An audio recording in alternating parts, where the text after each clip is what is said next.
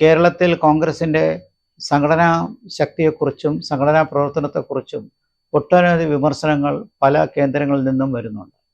ശക്തമായൊരു left democratic front, അതിൽ തന്നെ വളരെ ചിട്ടയോടെ പ്രവർത്തിക്കുന്ന CPM, CPI, മറ്റനേകം പാർട്ടികൾ, അവർ ഘടനാപരമായി സ്ട്രക്ചറലായിട്ട് ലെഫ്റ്റ് ഡെമോക്രാറ്റിക് ഫ്രണ്ട് വളരെ വളരെ ശക്തമാണ്.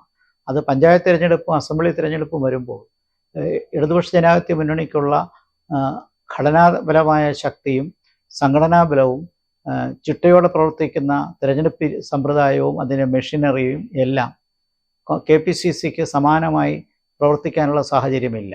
ദേശീയ തിരഞ്ഞെടുപ്പിൽ കാണുന്ന ഒരു തരംഗം, ഒരു ഒഴുക്ക് അസംബ്ലി തിരഞ്ഞെടുപ്പിലോ പഞ്ചായത്ത് തിരഞ്ഞെടുപ്പിലോ അങ്ങനെ ആവർത്തിക്കുമെന്ന് പ്രതീക്ഷിക്കാനും വയ്യ.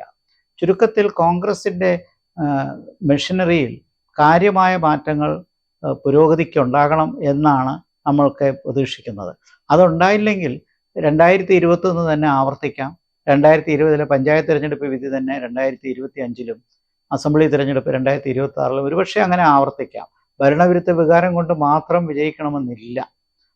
അതുമാത്രം ലാക്കാക്കിക്കൊണ്ട് പ്രവർത്തിക്കാൻ പോയാൽ കോൺഗ്രസിൻ്റെ പൊതുവിൽ കാണുന്ന സംഘടനാ ദുർബലതയും ഗ്രൂപ്പുകളുടെ വഴക്കുമെല്ലാം പാർട്ടിയുടെ വിജയത്തിനും പരിമിതി ഉണ്ടാക്കും.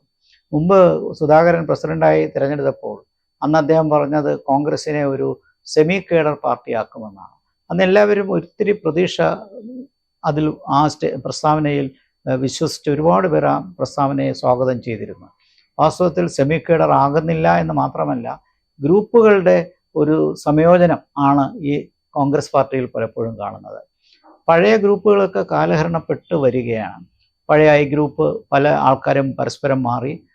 കരുണാകരൻ ഗ്രൂപ്പ് നിർജീവമായി. എ ഗ്രൂപ്പിൽ തന്നെ ഒരുപാട് മാറ്റങ്ങൾ വന്നു. അപ്പോൾ പിന്നെ ഇതല്ലാതെ KC വേണുഗോപാലിൻ്റെ മറ്റൊരു ഗ്രൂപ്പ് ഉണ്ടെന്ന് പറയുന്നു. പിന്നെ പൊതുവിൽ പറയുന്ന മുഖ്യമന്ത്രിയാകാൻ ഒത്തിരി പേർ കുപ്പായമിട്ട് കാത്തിരിക്കുന്നു എന്നാണ്. ഇത്തരം കിടമത്സരങ്ങൾ കോൺഗ്രസ്സിന് ദോഷം ചെയ്തിട്ടുണ്ട്.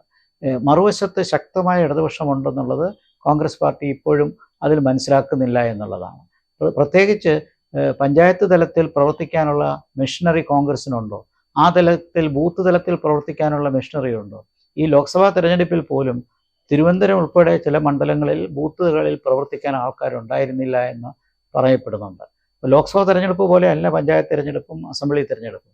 ചുരുക്കത്തിൽ തിരഞ്ഞെടുപ്പിന് വേണ്ടി മാത്രമല്ല പാർട്ടി നിൽക്കേണ്ടത്, അതിനപ്പുറം പ്രവർത്തിക്കുന്ന ഒരു സാമൂഹ്യ മാറ്റത്തിന് പ്രവർത്തിക്കുന്ന ഒരു ഘടന, അങ്ങനെയുള്ളൊരു പാർട്ടിയായി കോൺഗ്രസ് മാറണം. അതിനുള്ളൊരു സാഹചര്യമൊന്നും ഇപ്പോഴത്തെ ചുറ്റുപാടിൽ കാണുന്നില്ല. ഇപ്പോൾ സുധാകരനെ തുടരാൻ അനുവദിച്ചു.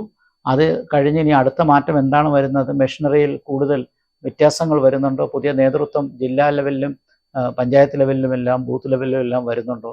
ഇതൊക്കെ കാത്തിരിക്കേണ്ട കാര്യമാണ്. കോൺഗ്രസിൻ്റെ ദുർബലത അതിൻ്റെ പോഷക സംഘടനകളെ മാത്രം നോക്കിയാൽ അറിയാം.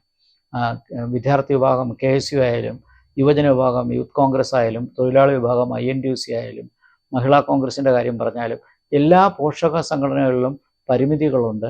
ആ നേതൃത്വത്തിൽ ഒരുപാട് അഭിപ്രായ വ്യത്യാസങ്ങളുണ്ട്. KSU ഒന്നും കോളേജുകളിൽ വലുതായിട്ട് വിജയിച്ച് കാണുന്നില്ല. SFIയുടെ വലിയ ശക്തിയാണ് ഇപ്പോഴും തുടരുന്നത്.